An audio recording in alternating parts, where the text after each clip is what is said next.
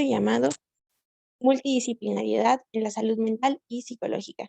Mi nombre es Paulina y el día de hoy yo voy a ser la moderadora a cargo de simposio para el cual nos esperan 3 ponencias.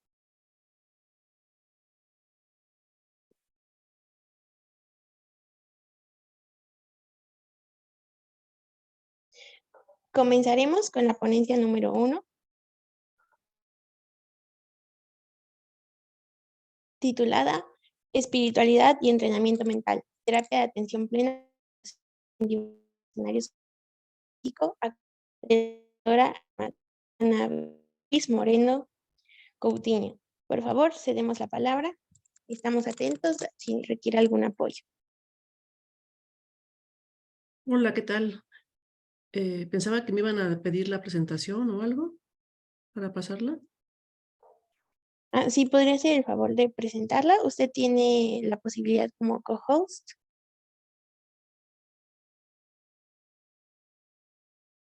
Eso es lo que voy a intentar hacer, pero compartir pantalla.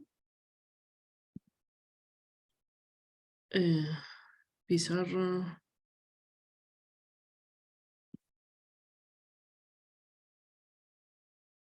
Dice abrir preferencias del sistema, no sé qué significa eso. ¿Paulina? Sí, solo necesita darle, no en la flechita, sino en donde dice compartir pantalla en verde, y ahí le aparecerá qué Sí, por eso, pantalla ahí ver. le di, pero me dice que escoger preferencias. ¿Qué más le menciona? Abrir preferencias del sistema. Y aparece, permite que los siguientes apps graben su contenido de pantalla, no sé qué. Le quiero dar a Zoom, pero no lo acepta. Ok, servicio de web, ¿podrías apoyarme? No sé a qué preferencia se refiere. Perdón, no te escuché. Si nos puede Sí, asesorar cómo poner mi presentación. Estoy entrando donde dice compartir pantalla y me da la opción de, me dice que, Normalmente, doctora, se comparte todo el escritorio para efectos de que si requiere sí, estoy ocupar queriendo algún compartir material extra. estoy queriendo compartir el escritorio. A la hora que le doy Ajá. compartir, me aparece otra señal que dice permitir que Zoom acceda a su pantalla. Le pongo que sí, pero nada más la opción de abrir preferencias del sistema.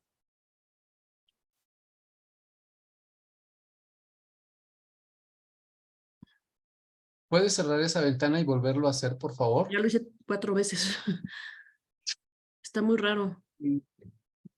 ¿Usted tiene un equipo Mac? Sí. Normalmente cuando va a compartir y le pide alguna confirmación, las ventanas de confirmación se ponen atrás de alguna aplicación que usted tenga en ese momento. Sería cuestión de minimizar todas las ventanas y ver en dónde se encuentra esa ventana a donde le pueda permitir que quiere compartir su escritorio.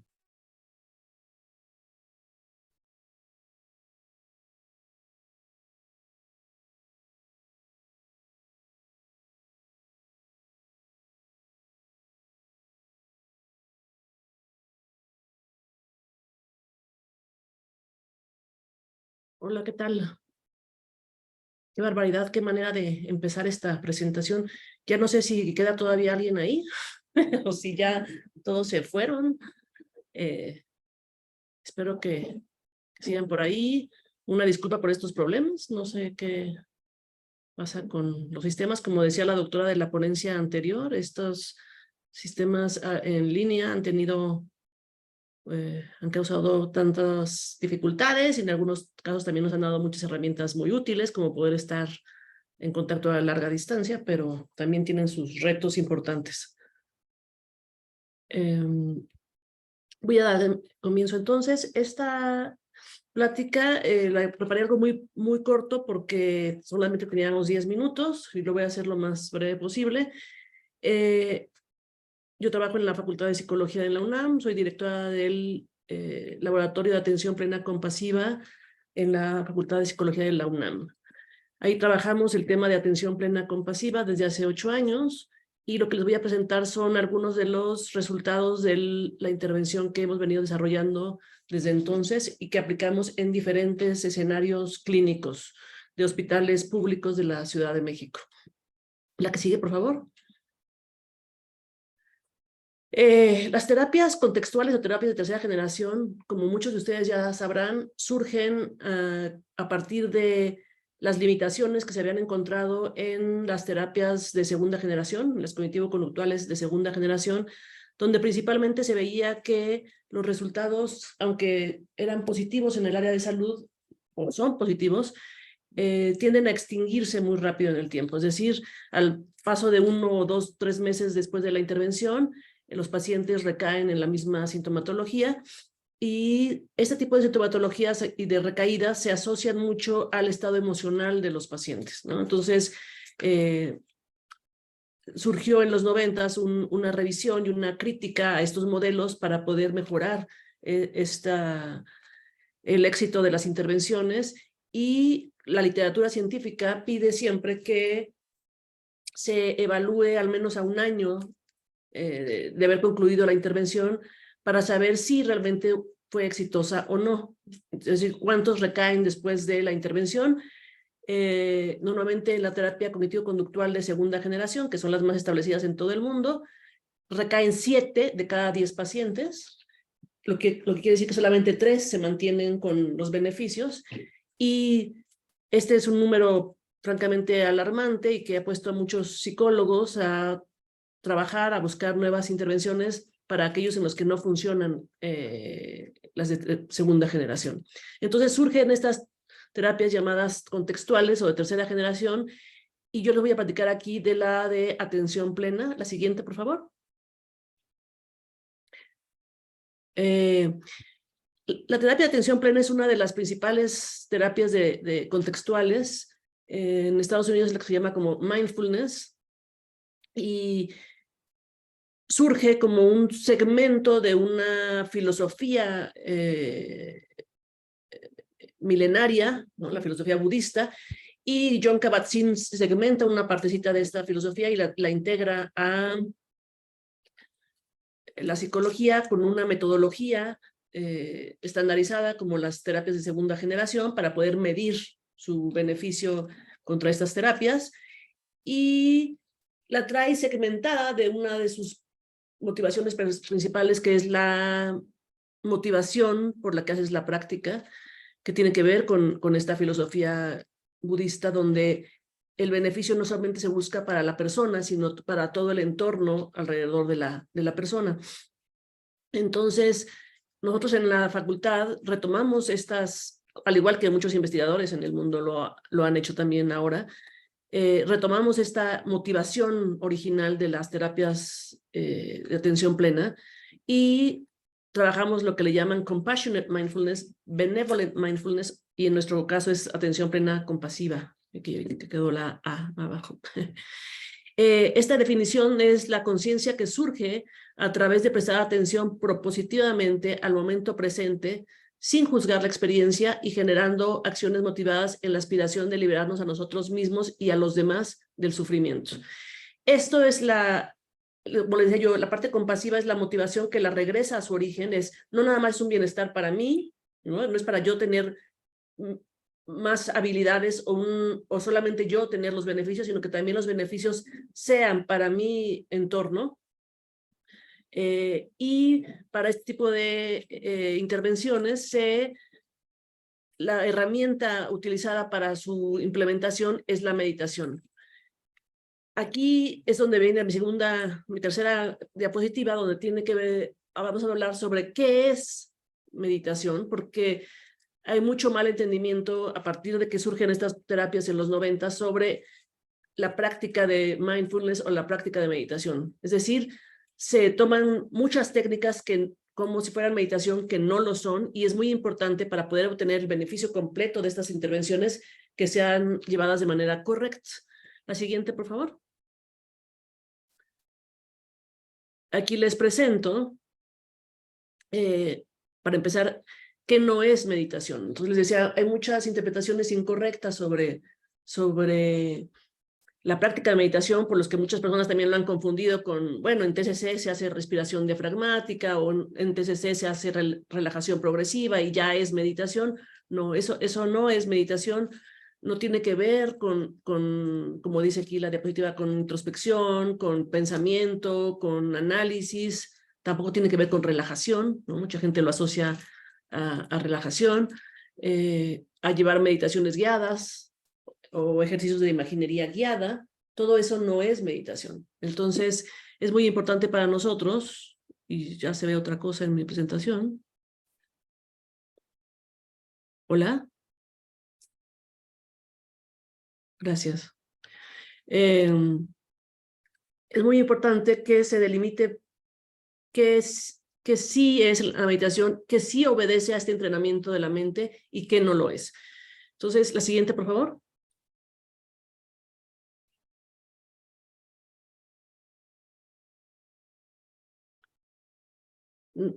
Entonces, ¿qué sí es meditación?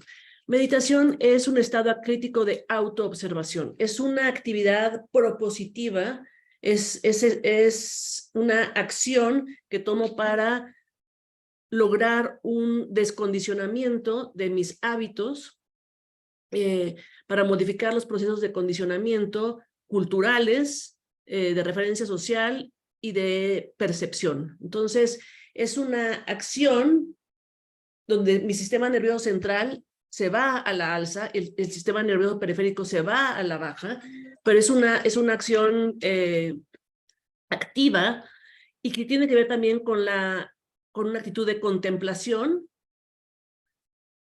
y de no juzgar los fenómenos. Pero entonces, poco tiene que ver con estar pensando en que estoy en la playa o cerrar los ojos y relajarme y respirar. Todo esto no sería lo que se conoce como meditación desde origen. De manera original, la meditación es una técnica para entrenar a la mente en actividades muy particulares, ¿no? La que sigue, por favor.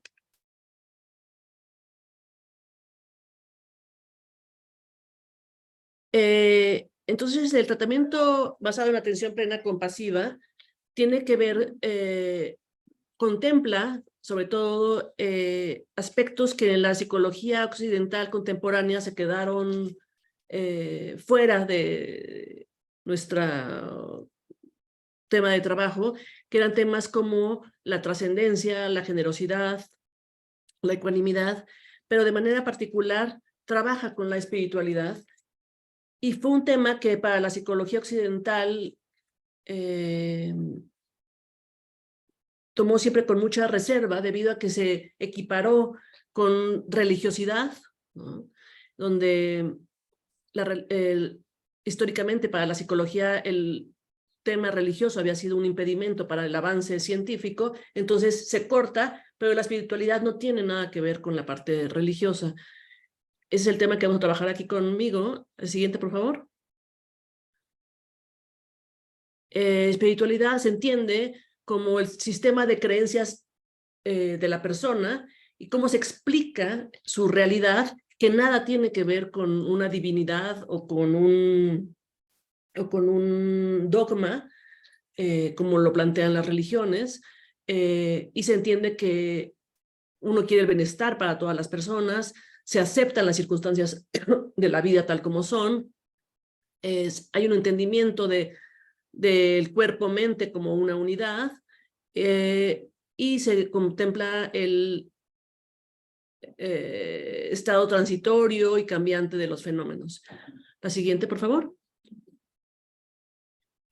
Entonces, la espiritualidad va de la mano de la compasión, donde la compasión ha sido muy estudiada en los últimos 15 años, con este componente afectivo de poder generar sentimientos de amor, calidez, de benevolencia, y un componente cognitivo para una perspectiva de observación de los pensamientos, y es mucho más allá que una emoción, es muy diferente de la empatía me hace resonar con las emociones del otro, la compasión me hace ir un paso más allá y tomar acciones para aliviar el sufrimiento de los demás. No nada más encontrarme en la emoción, sino poder tomar acciones. La siguiente, por favor.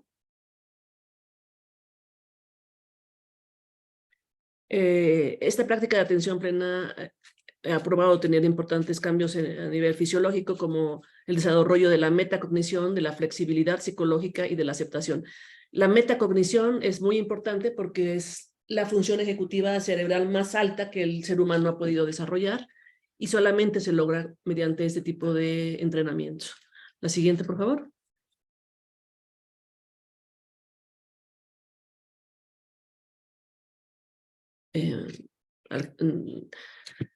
Están compartiendo como sin haber abierto el archivo y entonces no están todos los...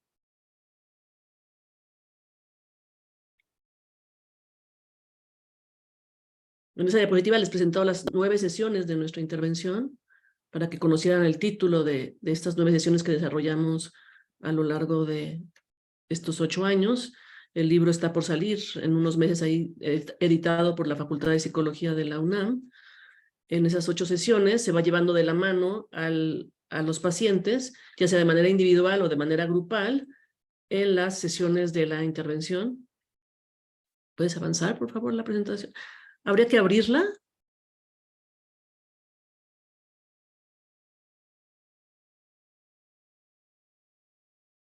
Esas sesiones tienen un componente teórico y un componente práctico, donde se le va llevando, como les decía, a los pacientes de la mano para ir generando esta habilidad de la meditación y llegar a una psicoeducación donde se le permite tener nuevos entendimientos de su realidad, que ese es el tema importante a trabajar aquí, donde dejo nada más de verme mi realidad individual, sino puedo ver la realidad de los demás. Adelante, un poco más atrás, por favor. Ahí está. Esas son las sesiones que les decía, donde se trabaja el tema de la realidad del sufrimiento, las características de la realidad, esto que son los temas de impermanencia, de interdependencia, y luego se le va llevando a la persona hasta que puede llevar estos conceptos a su vida particular. También tenemos ya una versión de esa intervención en línea por los retos de la pandemia. Al no poder acceder más a los hospitales como se hicieron hospitales COVID, entonces pudimos ver a los pacientes de una manera remota. La siguiente, por favor. Estos son algunos de los estudios que hemos realizado con asma, con obesidad, con dolor subjetivo, con mujeres embarazadas con ansiedad, tratamiento contra el tabaquismo, tratamiento para usuarios de crack, la que sigue. Para jóvenes con riesgo de uso de sustancias, desgaste ocupacional, la que sigue, por favor.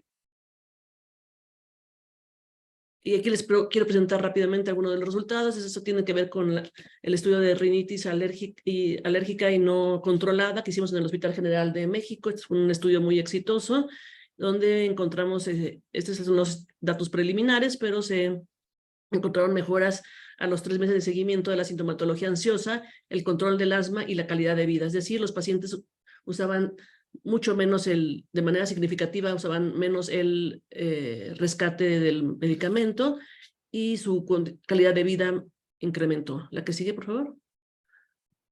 Lo hemos trabajado también con pacientes con obesidad, son pacientes con obesidad grado 2 y 3, es el grado máximo, van a cirugía bariátrica, son pacientes muy complicados y en ellos se encontró una mejora en su percepción corporal, en la calidad de vida y, muy importante, en la sintomatología depresiva y de atracón. En México, los pacientes que padecen de obesidad tienen que ver con este síndrome de atracón, es decir, que comen de manera ansiosa y muy fuerte durante episodios de atracón. ¿La que sigue?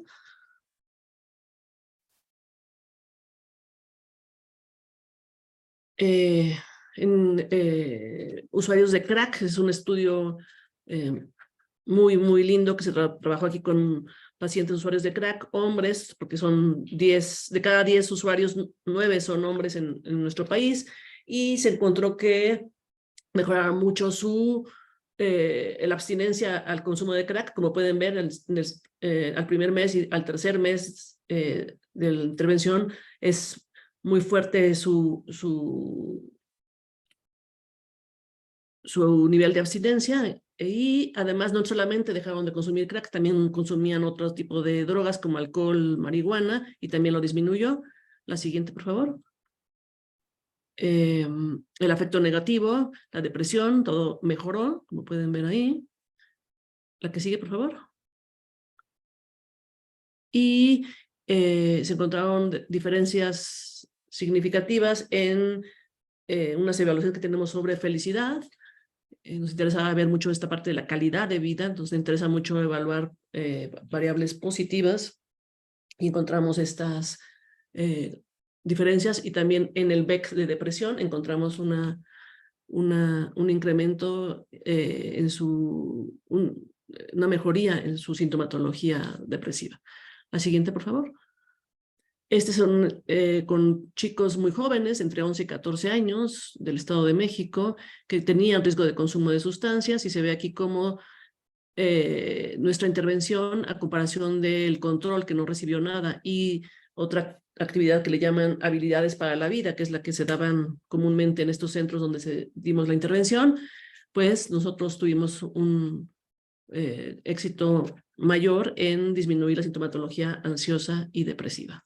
La siguiente, por favor. Aquí pueden ver sobre mujeres embarazadas, como después de nuestra intervención tienen un incremento en su nivel de atención plena, en su nivel de compasión, porque tenemos un instrumento hecho por nosotros para medir compasión, y sus afectos positivos se incrementan mientras sus afectos negativos decrementan. La siguiente, por favor. Aquí les enseño un poco sobre una intervención que hicimos para entrenar terapeutas. Estos son psicólogos interesados en poder dar este tipo de intervención, que tienen que llevar un entrenamiento particular, y vimos cómo en ellos también se disminuyó la sintomatología depresiva e incrementó la felicidad. Fueron 15 terapeutas. La que sigue, por favor. Bueno, eso es todo. Muchas gracias y escucho sus preguntas. Sí. ¿Mi audio? Sí, pero se oye cortado. Ok, voy a hablar a través del teléfono de...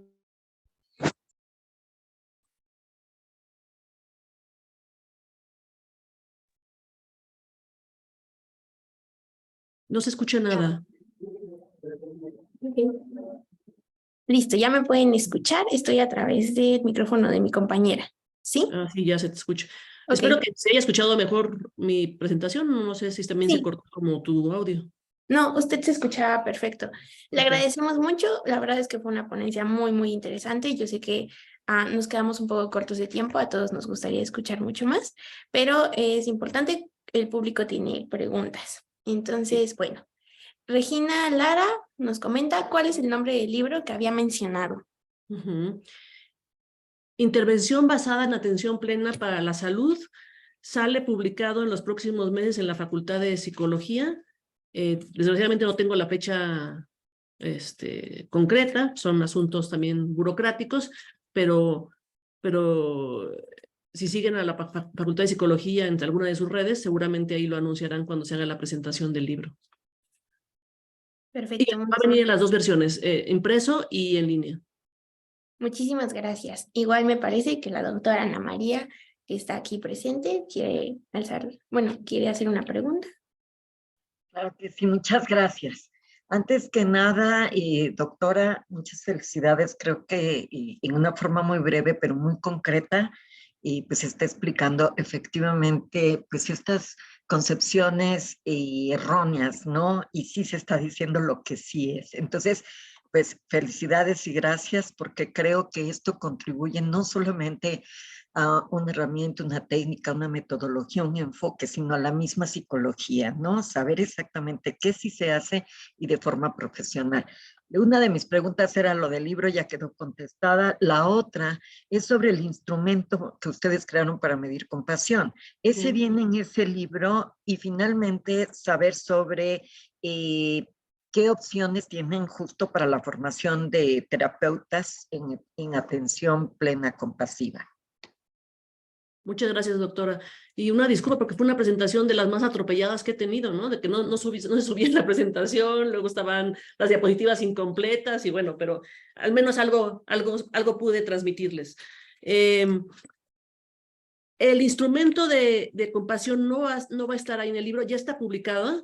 La puede encontrar, doctora, como ECOM, E-C-O-M, ECOM. Los autores somos López, Tello y Moreno Coutinho. Es un instrumento que ha gustado mucho en América Latina, nos lo han pedido en Colombia, en Perú, entonces está muy lindo. Ojalá lo quieran utilizar, porque además no nada más mide compasión, no empatía, porque hay muchos instrumentos para empatía, pero no había para compasión. Está en español, está validado para nuestra población mexicana, porque lo validamos en el país. Y algo importante es también que contempla la compasión a todos los seres vivos. Entonces es entre humanos y a los animales también. Entonces nos gusta mucho ese instrumento y ahí lo pueden encontrar. Si no, también me pueden escribir, aquí está mi correo y se los puedo enviar, porque además la publicación no viene, como en muchos casos, ¿no? No sé por qué no publican la escala, y entonces si alguno tiene interés, con mucho gusto se las puedo hacer llegar. Pues muchísimas gracias. Y también información sobre la formación de instructores, creo que nos sí, interesaría mucho aquí en la Facultad de Psicología de UPEP. Muchas sí. gracias. La formación la damos en la Facultad de Psicología dentro de, como no está, todavía estas terapias son nuevas en nuestro país, que no tienen nada de nuevas porque ya tienen 50 años en el mundo, pero no forman parte de los planes de estudios de nuestra universidad. Entonces, es una herramienta más, se trabaja como una técnica más derivada de TCC, digamos, y esta es una diapositiva que había dejado extra por si alguien preguntaba otras cosas, pero la pueden quitar. Yo doy, dirijo proyectos, ahorita te dirijo unos 15 proyectos distintos en las maestrías de medicina conductual y medicina con residencia en adicciones, que son dos maestrías de la facultad, y en 2 doctorados, en el doctorado en salud y en el doctorado en neurociencias. Entonces, ahorita la forma de trabajar esto es inscribirse al posgrado y luego seleccionar al laboratorio para hacer la práctica en mi laboratorio, ¿no? Esa es la forma en la que hemos estado trabajando y tenemos estos proyectos en diferentes hospitales porque la Facultad de Psicología afortunadamente tiene muchos convenios con hospitales, entonces son técnicas tan nobles que no requieren de mayor infraestructura, entonces son muy bienvenidas en los hospitales y podemos trabajar muy, muy bien en esos contextos. Gracias por su interés, doctora. Muchísimas gracias. Sí, una disculpa por todo el atropellamiento para la presentación. Tuvimos unas dificultades técnicas, pero veo a todos muy interesados y muy agradecidos con su tema. Me parece que también la profesora Brenda Trejo tiene una pregunta. Por favor, profesora, la escuchamos. Me parece que... A ver, permítame un segundo.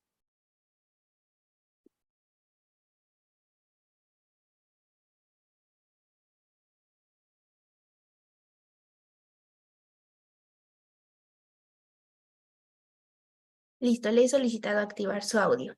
¿Ya puede?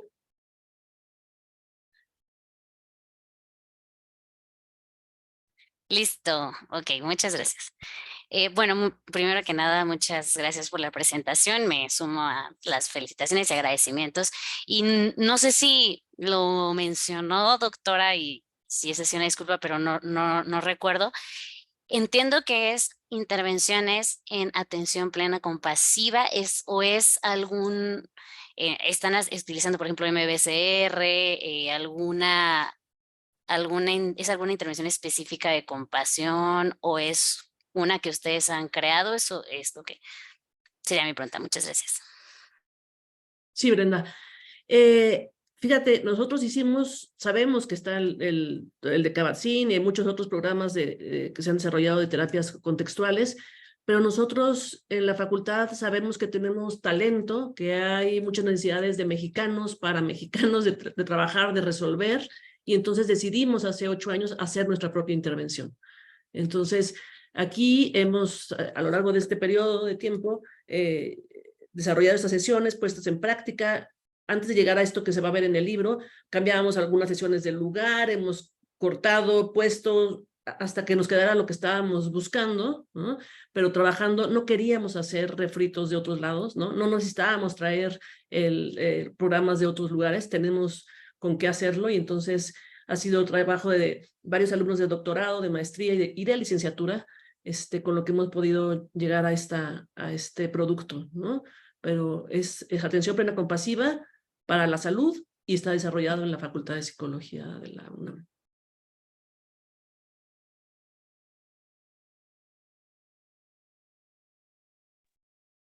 Estoy viendo una pregunta de Adriana Lastra sobre si hemos hecho evaluaciones a largo plazo, y la respuesta, Adriana, es sí.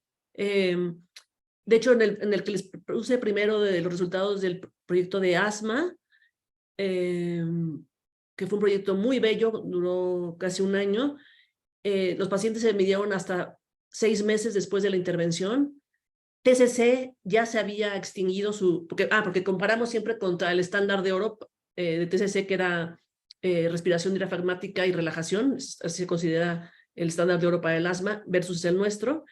En una población grande, les digo, en el Hospital General de México tienen muchísimas pacientes, y mientras los efectos de TCC se extinguieron, los nuestros se mantuvieron. Entonces, tenemos ese, y tenemos en el de CRAC también se hizo evaluaciones a largo plazo. Desafortunadamente no han podido ser a 1 año, pero sí a 6 meses.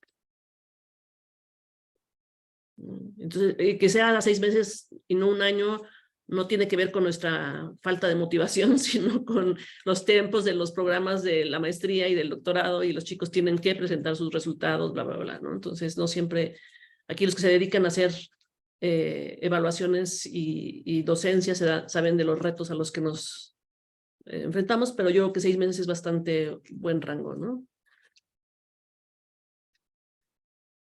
Bueno, pues agradecemos muchísimo sus preguntas. También agradecemos muchísimo a la doctora Ana Moreno por presentarnos este interesante tema. Espero hayan podido capturar sus datos de contacto si es que en el futuro tienen alguna otra pregunta, y si no, nosotros los volveremos a poner en el chat. Le agradecemos y también le aplaudimos por excelente ponencia, y pues pasaremos a la siguiente. Muchas gracias. Gracias a ustedes, y les dejé ahí mi correo para cualquier cosa que se quieran comunicar. Estamos a sus órdenes. Muchas gracias. Hasta luego. Bueno, ahora daremos la palabra a nuestro siguiente ponente. La ponencia se llama Programa Psicoeducativo para favorecer la inteligencia emocional en niños en el retorno a clases presenciales, a cargo de la doctora Blanca Ivette Chávez Soto, Alma Castillo Granados y Edgar Grimaldo Salazar. Por favor, los escuchamos. Tienen un tiempo de 10 minutos para que podamos destinar 5 a preguntas. Muchas gracias. ¿Ya se observa mi pantalla?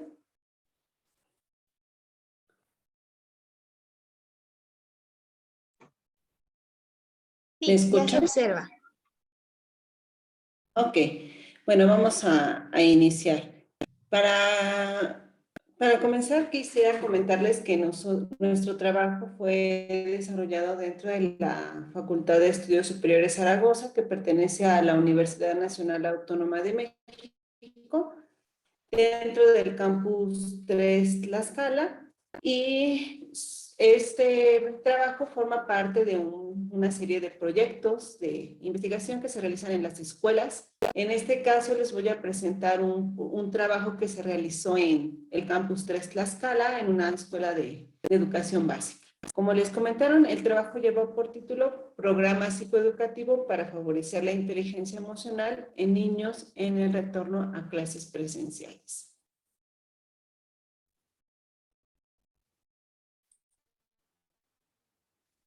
Me gustaría iniciar con esta parte en donde se habla que la pandemia por COVID-19 impactó realmente toda la infraestructura, todos los escenarios de salud, políticos y económicos de los países. Y obviamente que en este estado de pandemia, pues es necesario reconocer cuáles fueron las consecuencias en los distintos sectores de la población. Y uno de estos sectores es precisamente la población infantil. ¿Por qué? Porque con la pandemia, obviamente que se dieron más los trastornos de ansiedad, de depresión, de estrés psicológico y postraumático. En el caso de los niños, la situación fue muy similar. Y ahora con el regreso a clases presenciales, pues nuevamente nos enfrentamos a retos que son muy importantes en el sector educativo, porque regresamos con este miedo al contagio, el uso del cubrebocas y todo cambió. Y pues obviamente que los problemas de salud es un área importante por atender. Ante esto, una forma de atender este tipo de problemas son lo que representan las propuestas psicoeducativas para favorecer lo que son las emociones. En este sentido, nos enfocamos a comprender, a controlar y entender cómo se viven las emociones de los niños y de los demás.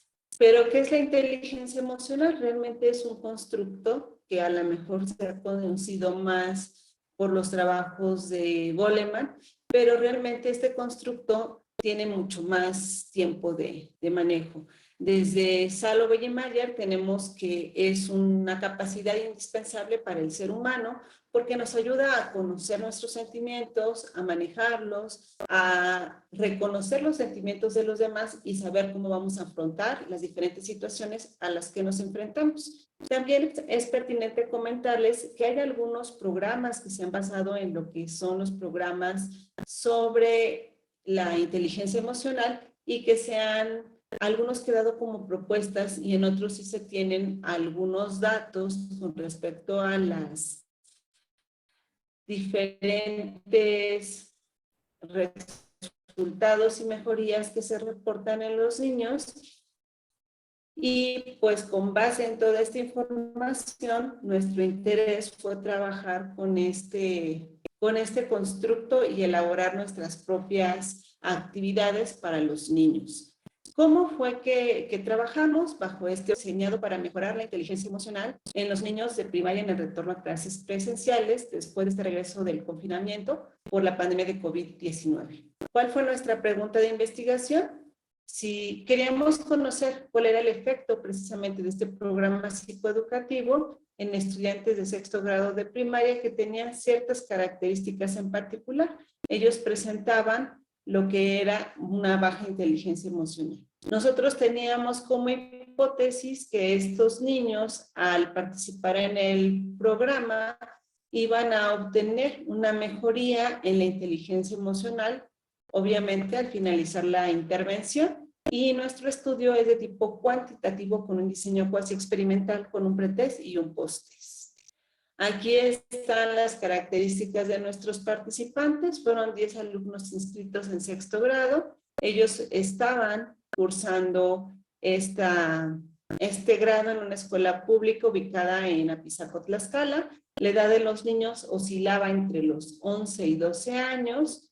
Ellos tenían puntuaciones bajas en la prueba de inteligencia emocional. Es una prueba que utilizamos es la de Valles y Valles. Otro criterio que utilizamos para que los niños participaran fue el consentimiento informado por parte de los padres. En el caso del test de inteligencia emocional, es una prueba que consta de 45 reactivos. Con estos se evalúan diferentes dimensiones, lo que es autoconciencia, autocontrol, asertividad, habilidades sociales, empatía y motivación. Tienen un formato tipo Likert y tiene una consistencia interna de 0.85 con una alfa de Cronbach. ¿Cuáles fueron las sesiones que se elaboraron? Bueno, les platico un poquito cómo se hizo la selección de los niños antes de iniciar con el programa de intervención. Nosotros asistimos a la escuela, se solicitó el consentimiento a la directora, se le preguntó si estaba interesada en que se impartieran este tipo de actividades a sus alumnos. Se habló con los papás, se les hizo la invitación y se aplicó en un primer momento la prueba de valles y valles para seleccionar al grupo de niños con el que íbamos a trabajar. Después se procedió a hacer el programa de acuerdo con los resultados que nosotros obtuvimos y de ahí diseñamos esta intervención que son 5 sesiones y tienen diferentes objetivos. En la primera sesión tenemos la presentación, se hizo una actividad que se denominó el cartero y lo que los niños hicieron fue básicamente expresar sus ideas para poder conocerlos a ellos y que se pudieran conocer también con sus compañeros y con los instructores. En la segunda sesión se tuvo como objetivo reconocer las emociones, síntomas físicos y psicológicos. Para eso lo que utilizamos fueron cortometrajes y se utilizó un memorama de emociones para que los niños pudieran ir identificando cuáles eran los síntomas que correspondían con cada emoción y de esta forma comprendíamos si realmente se habían empezado a conocer o a familiarizar con este tema.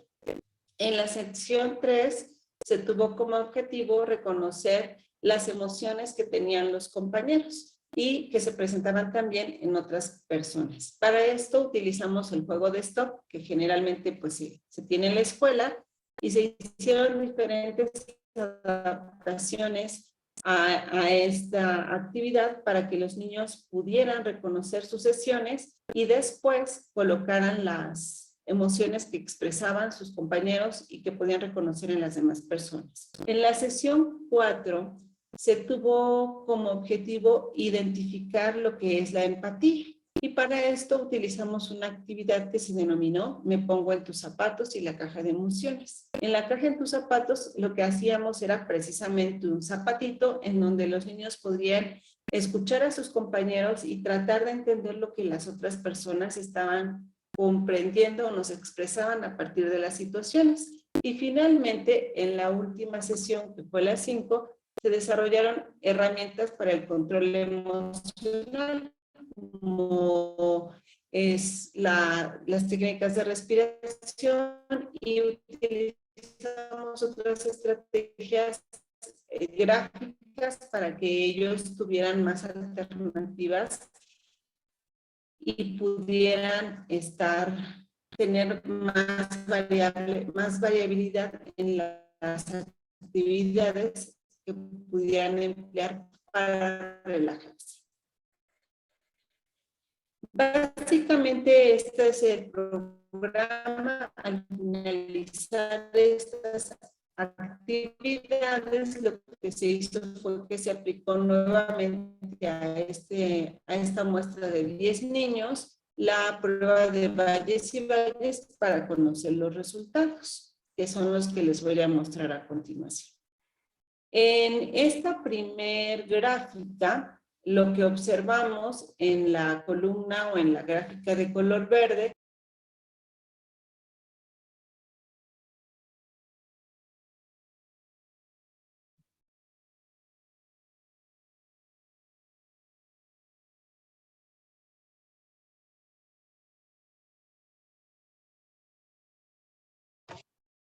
Me parece que la doctora tuvo un inconveniente de conexión.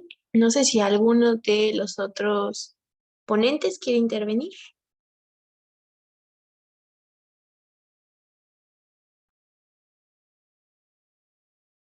con la prueba: motivación, empatía, habilidad social, asertividad, autocontrol y autoconciencia. La gráfica en color naranja nos indica las puntuaciones post-test y como podemos observar, todas aumentaron al finalizar la intervención. La única que nos mostró diferencias estadísticamente significativas fue en el área de motivación. Las otras sí hubo incrementos, pero no fueron estadísticamente significativos.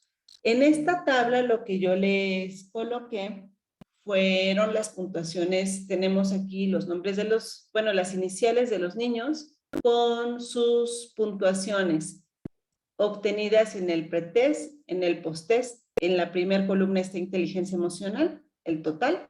Luego tenemos las dimensiones: autoconciencia, autocontrol, asertividad, habilidades sociales, empatía y motivación.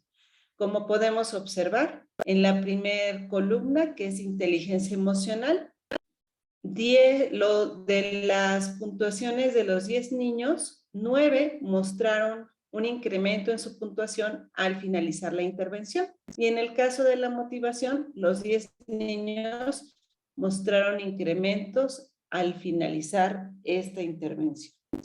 ¿Cuál es la discusión y las conclusiones a las que llegamos? Pues lo primero es que el objetivo de nuestro estudio, que era evaluar los efectos de este programa, pues no nos hizo referir que la hipótesis alterna se confirmó al obtener puntajes positivos en la inteligencia emocional al finalizar la intervención. Y estos datos coinciden con los reportados en otras investigaciones, como la de Cacciarelli y la de Bautista y González y Chávez Soto en el 2022 y la de González en el 2017. También pues observamos este incremento en motivación, que es algo interesante porque notamos entonces que los niños les agradan este tipo de actividades, les permite conocer sus emociones y ellos se sienten más motivados en hacer sus actividades dentro del ámbito académico.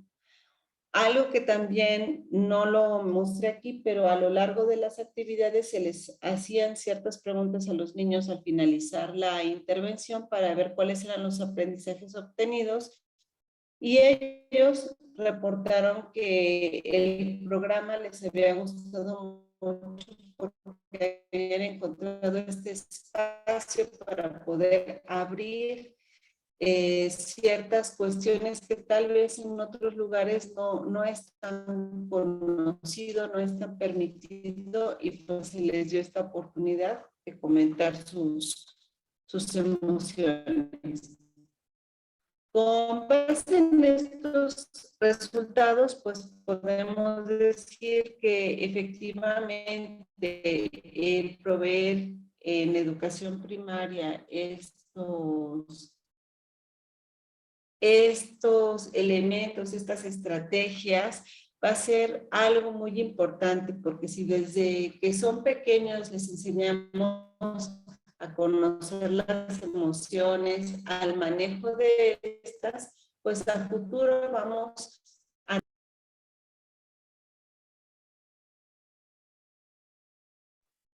Me parece que la doctora volvió a tener algunos problemas de internet, pero justo es esa presentación. Buenas tardes.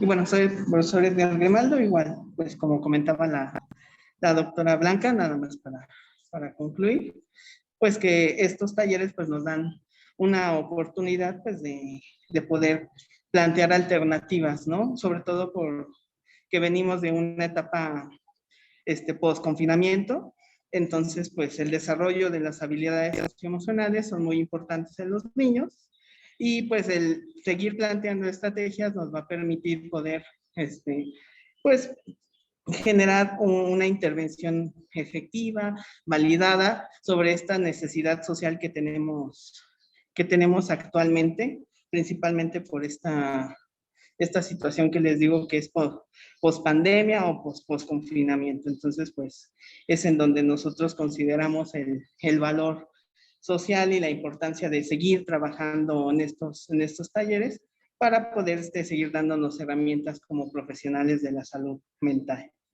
¿Vale? Y una disculpa por los problemas técnicos, creo que esto ha sido como bastante recurrente, pero no hay ningún inconveniente. Muchas gracias a todos por el trabajo, ¿vale? Y por la atención. Muchas gracias por la presentación. También fue una ponencia muy interesante. Hay espacio para una sola pregunta. No sé si alguno guste colocarla en el chat y yo la leeré para que el ponente pueda responder.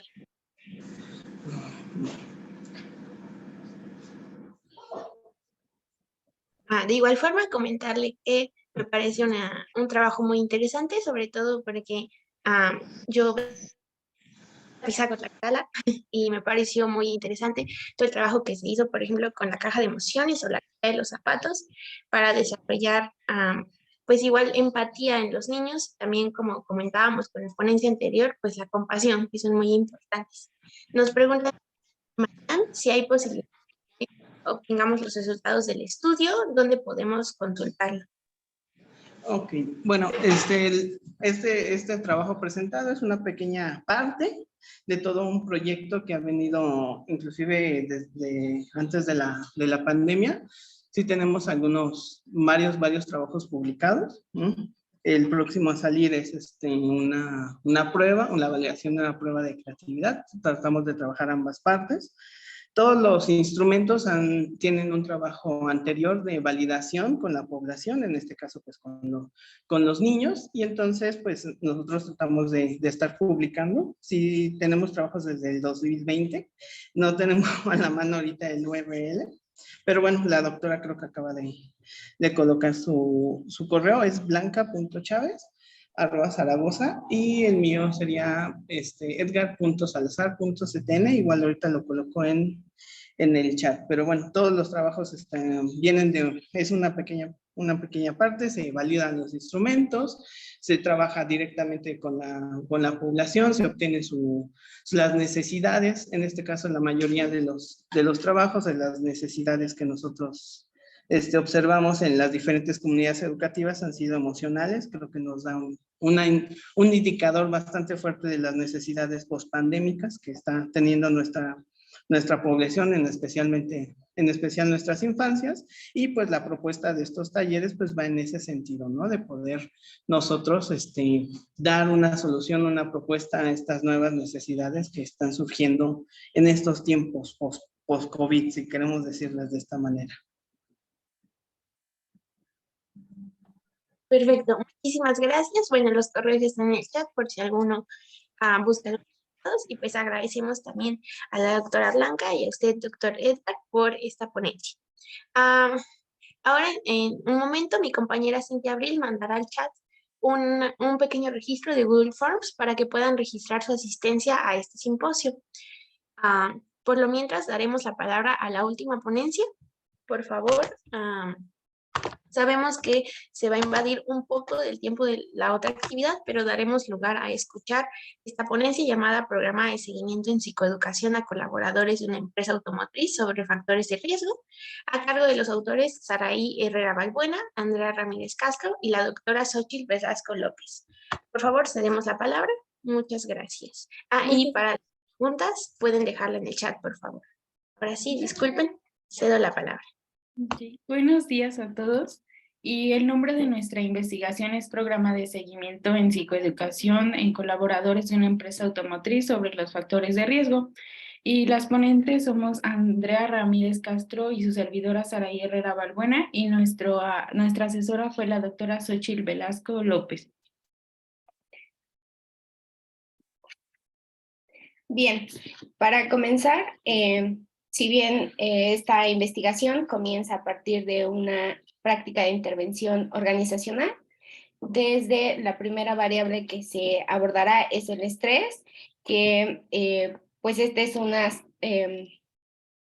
es algo que impacta en la salud, así como pues proviene de estresores físicos y psicológicos.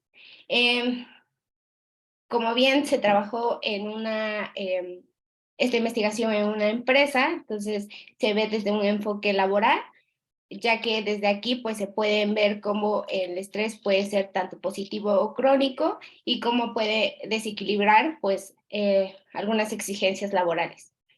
Asimismo, desde la psicología positiva y el estrés, pues se puede reconocer el desarrollo de emociones positivas, el crecimiento personal y el bienestar, para así concentrarse en las fortalezas, integrando así el bienestar de los colaboradores mediante las relaciones sociales y el compromiso.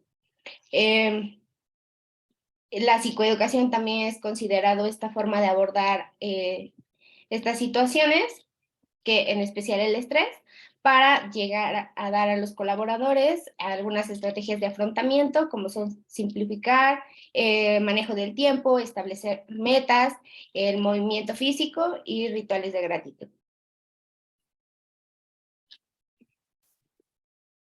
En cuanto a los antecedentes, Tomamos nosotros como referencia 2 autores, que fue Castro Díaz, y el objetivo de esta investigación fue profundizar el concepto de estrés en las empresas de logística, y la metodología de este fue cualitativo, y los resultados obtenidos fue que se encontró que el 58.88% de los colaboradores pues presentaban algún nivel de bajo de estrés, y también la observación permitió ver cómo es que existe el estrés laboral por temporadas, no nada más, no siempre está presente, solo se ve más presente en ciertas temporadas.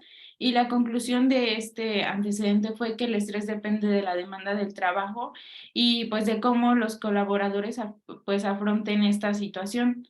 El otro autor fue Chaparro Delgado, y el objetivo de este fue identificar si había como algún cambio a partir de la aplicación, por ejemplo, como del mindfulness o herramientas para afrontar el estrés. La metodología de este también fue cualitativo, y los resultados que se obtuvieron fue que el programa de mindfulness ayudaba a reducir el estrés que se presentaba durante esas ciertas temporadas, y la conclusión que se llegó a esto fue que los programas de mindfulness orientados a las empresas eran considerados una buena técnica para reducir los niveles de estrés. Bien, en cuanto al planteamiento del problema, se tiene que la Organización para la Cooperación y el Desarrollo Económico, OCDE, nos dice que México es uno de los principales países en que gana más, y esto repercute también en el colaborador, que puede llegar a producir el agotamiento mental o síndrome de quemado o burnout. Asimismo, la Cámara Nacional de la Industria de Transformación identifica a las empresas, principalmente las de autopartes, como aquellas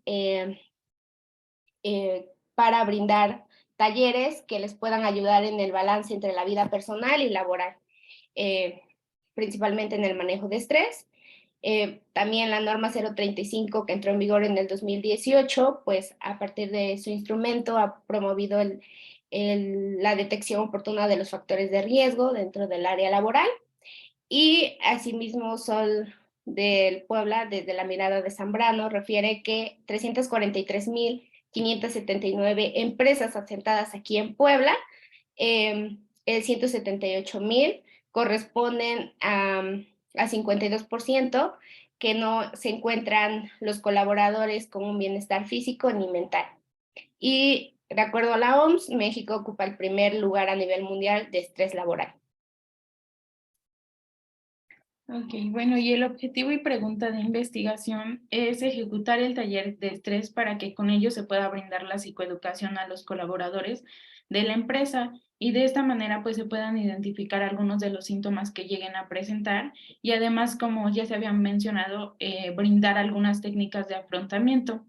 La pregunta es, ¿qué tipo de técnica de afrontamiento reconoce el colaborador de autopartes después de un taller de estrés? Bien, el contexto de estudio es una empresa de autopartes totalmente mexicana, con 800 colaboradores a su cargo. 100 se encuentran en el área administrativa, en la sucursal de Puebla, y los demás están distribuidos en los diferentes estados de la República. Ok, en cuanto a los paradigmas, el paradigma es constructivista y fue el análisis del discurso, desde como reuniones con gerentes del talento humano, talleres con el personal y herramientas tecnológicas. Antes de los talleres se preparó y se tomó en cuenta algunos de los datos del análisis de la situación del estrés y principales síntomas que existían dentro de la empresa en los colaboradores, y durante los talleres se integraron técnicas de afrontamiento para la situación, que en este caso es el estrés, y con ello se esperaba que se identificaran por los colaboradores para que ellos estuvieran con la noción de que pues estaba presentando esta situación del estrés, y también con pues llevarlo a cabo para poder afrontarlo o darle una solución a esto. Bien, en cuanto a la metodología, pues es un diseño cualitativo de alcance descriptivo. Los criterios de selección fueron ser de la empresa, ambos sexos, de las diferentes sucursales, y participar de forma voluntaria. Así como el instrumento, se tomó en cuenta una investigación previa que fue en otoño del 2022 acerca de la aplicación del instrumento de la norma 035, donde se encontraron índices altos o niveles altos de factores de riesgo. Los recursos y logística fue durante el mes de febrero, se llevó como primer punto postularse a la empresa y ya en aspectos éticos, entrega de consentimiento informado. Como número 2 tuvimos presentar con la empresa por medio de una reunión virtual. El otro fue visitar a la empresa de manera presencial. Y por último, en este mes de febrero fue plantear y ajustar la presentación de estrés a los objetivos de la empresa. Durante el mes de marzo fue planear y ajustar el taller de adicciones. Como número 2 fue llevar a cabo el taller de estrés entre el 2 y 7 de marzo. Como número 3 tuvimos el análisis de datos cualitativos del taller con la consultora y devolución de resultados. Y como último fue el planteamiento para darle seguimiento a esto. Bien, en cuanto a los resultados, en cuanto a la psicoeducación mediante el taller de estrés, se identificaron algunos síntomas como agotamiento emocional, cansancio, y pues para la toma de conciencia sobre estas sintomatologías, se llevó a cabo las herramientas, principalmente práctica de mindfulness, pausas activas, organización de tiempo y comunicación asertiva. Y pues cumplió el objetivo, ya que al ejecutarse el taller, pues se brinda esta psicoeducación, se les brinda las herramientas de afrontamiento y de esta manera ellos como colaboradores pueden identificar estas herramientas que les pueden ser útiles y también ellos brindan herramientas que ya llevan a cabo. Y bueno, tomando en cuenta lo de la discusión, como primer punto fue el manejo del estrés y hacer como conciencia en los colaboradores y como ventaja para tener una mayor productividad y con ello se pueda pues brindar un balance, seguridad emocional, ayudar a la respuesta rápida ante ciertos conflictos y desarrollar capacidades de liderazgo. Y por último es el brindar tranquilidad en sus superiores. Como segundo punto tuvo la reacción normal del organismo y en esto entra también lo del estrés y diestrés, que es la forma negativa del estrés y el cómo prevenirlo desde pues un ámbito laboral y también pues como la prevención primaria como lo es con los talleres que se fueron a impartir para reducir o afrontar el estrés y por último fue como las estrategias de afrontamiento y prevenir el estrés para ayudar a prevenir el estrés en los colaboradores. Bien, pues como conclusión se tiene que los colaboradores sí reconocen algunas estrategias de afrontamiento, así como son las pausas activas, la píldora afortunadamente de Salanova, priorizar actividades, manejo de tiempo y asertividad como principales, y también comparten aquellas que ellos ya desarrollan. Y bueno, esto sería todo de nuestra parte. Si tienen alguna pregunta, pues adelante. Muchas gracias por una ponente muy interesante. A pesar de que este negocio fue muy multidisciplinario, todos lo hacen. Yo les pregunto, ¿está bien de alguna pregunta? Ustedes personalmente, pausas activas, píldora, ¿cuál sería el que comentarían? ¿Nos podrías repetir la pregunta? Es que se escuchó un poco corta. Sí, realmente, ¿cuál de los métodos que ustedes sería el que recomendarían personalmente? Ya sea las pausas activas y así, que a ustedes también les ha funcionado. Bueno, considero que lo que yo he aplicado es el manejo del tiempo, que eso te ayuda mucho. Sí, las pausas activas, pero también ahí agregaría el de respiración, ya que tenemos también estos equipos tecnológicos como el Apple Watch, que te mide como estas pautas para respirar. Eso igual me ayuda para mantener este equilibrio. Y pues esos dos como principales. Ok, bueno, yo los que recomendaría desde mi punto de vista y que a mí me han funcionado fue como el tomar ciertas pausas ante, pues cuando en un momento que nos sintamos como estresados, pues tomarnos como que un momento para nosotros. Igual sería el de respiración, ya que esto ayuda a reducir un poco pues el estrés. Y por último también me gustaría como mencionar que también ayudaría como alguna herramienta como por ejemplo es el mindfulness, ya que igual ayuda como a reducir este nivel de estrés y nos ayuda como que a estabilizarnos un poco para pues tener un mejor rendimiento.